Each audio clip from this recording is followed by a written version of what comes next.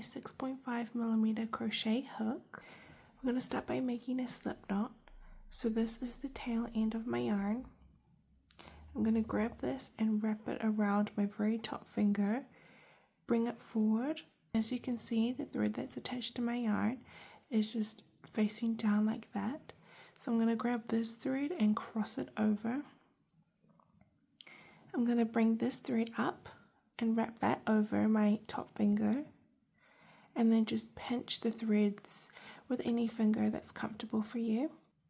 The thread that's closest to my knuckle, I'm going to lift that over the very first thread, bring that over my finger and drop it, bring that finger up, and that is your slip knot.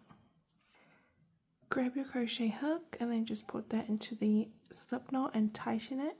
You don't want it to be too loose, but you want it to be tight enough that it doesn't fall off of your hook.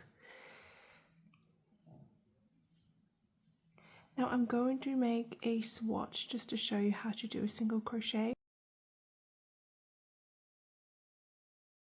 Again, how to do a single crochet. After you've reached the end of the row, chain 1, turn your work and enter that very first stitch of that row,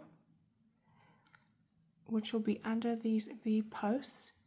Yarn over, pull through that stitch, pull up a loop, and you'll have 2 loops on your hook.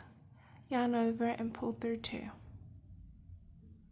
Again, we enter that stitch, yarn over, pull through that stitch, yarn over, pull through the 2 loops on your hook.